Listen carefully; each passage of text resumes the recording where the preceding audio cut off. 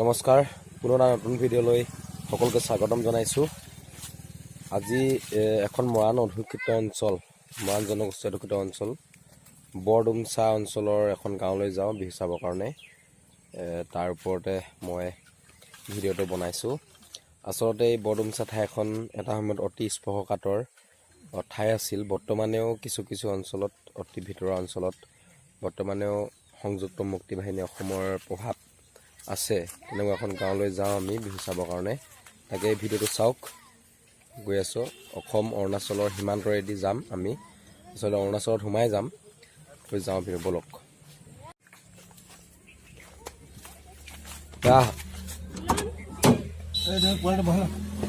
ভাইটি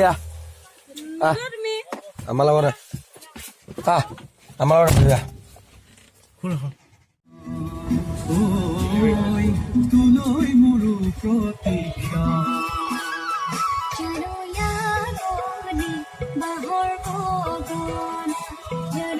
অসমৰ ল'ৰা ছোৱালী ইমান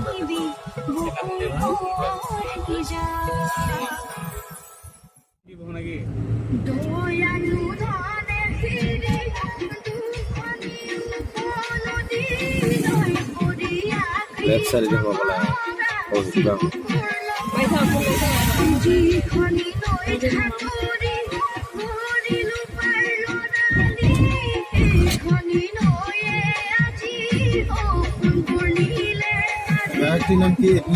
ঋষিমান দত্ত, যোগেন দত্ত, বিজয় দত্ত বিদেশ গান আছে মোটামুটি।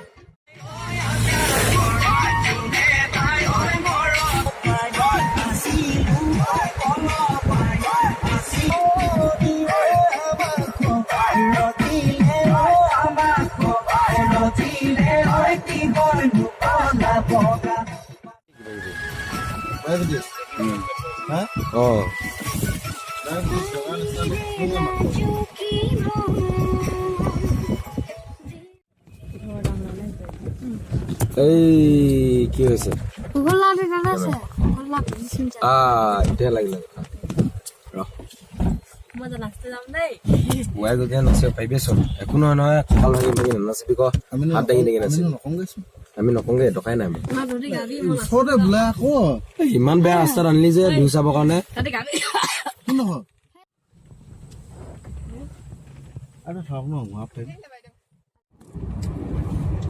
আমি বৰ্তমান আছো বৰডুমচা আৰু পেঙেৰিৰ মাজৰ যি ৰাষ্ট্ৰীয় ঘাইপথ, আৰু এই পথাৰখনতে হৈছিলে যোৱা অসম সাহিত্য বা পূৰ্ণাংগ বৰডুমচা অধিৱেশন এই পথাৰখনতে হৈছিলে। আৰু এই পথাৰখনৰ এটা গুৰুত্বপূৰ্ণ তাৎপৰ্য আছে। এই পথাৰখনত হ'ল কিছু কিছু ঠাই মানে নিজে নিজে বন জুই হয় আৰু মাটিবিলাক জ্বলি যায়, কিন্তু বহু বৈজ্ঞানিক পৰীক্ষা নিৰীক্ষা কৰাৰ পাছতো তাৰ সঠিক যি উৎপত্তিস্থল ক'ৰ পৰা কেনেকৈ জ্বলে এই হেৰিখিনি পোৱা নাই, এতিয়ালৈকে তথ্যখিনি পোৱা নাই। এই ঠাইসমূহ কেইটা সমষ্টিৰ অন্তৰ্গত বিধানসভা সমষ্টি, কিন্তু ইয়াৰ মানে বিধায়ক যি স্থানীয় বিধায়কে কিন্তু এই ঠাইখনলৈ বহুখিনি মৰম কৰিছে। মানে বহুত ভিতৰুৱা ঠাই আৰু ৰাস্তা পদূলি অতি উন্নত বুলিয়ে ক'ব পাৰি। এয়া আমি পালোহি বিহুতলী দেৱান মৰাণ বৰ্ণী ৰাজহুৱা প্ৰেক্ষাগৃহ। কি গাঁও? ইটো কথা গৈ নে ইটো পথাৰ? ইটো পথাৰ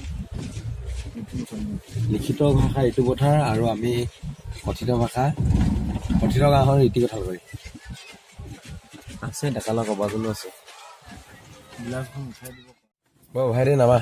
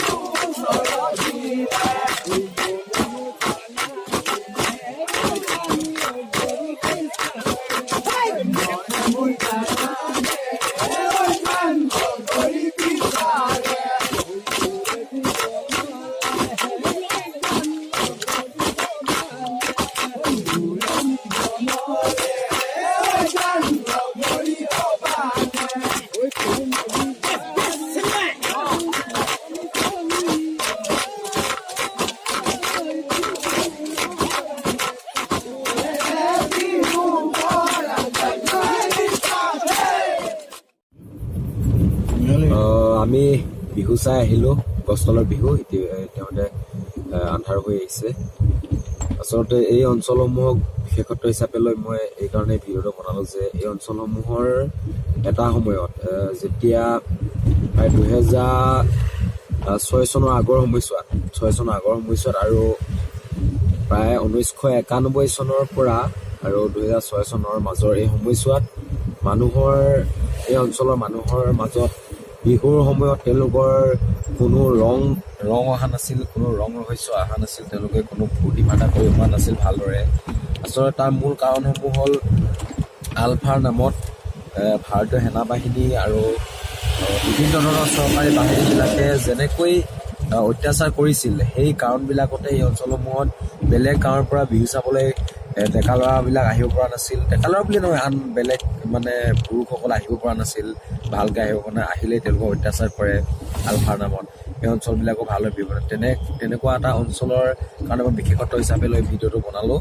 আৰু নিশ্চয় আপোনালোকে ভিডিঅ'টো ভাল পাব, যিহেতু এটা এসময়ত অতি স্পৰ্শকাতৰ ঠাই আছিল, অতি জ্বলন্ত সমস্যা জৰ্জৰিত এই ঠাইসমূহ। আৰু এটা কথা উল্লেখ কৰিব লাগিব, মানুহসমূহ ইয়াৰ যিসমূহ স্থানীয় লোক, তেওঁলোকৰ যি অতিথি পৰায়ণ বা অতি সৰল মানুহবিলাক, অতি সৰল, অতি অতিথি পৰায়ণ।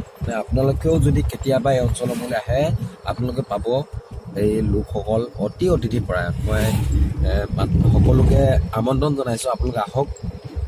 বৰডুমচা অঞ্চলৰ ঋতু পথাৰ, অৰ্থাৎ ঋতু কঁঠালগুৰি, আমাৰ এই স্থানীয় নাম ঋতু কঁঠাল বুলি কয়, ঋতু পথাৰ।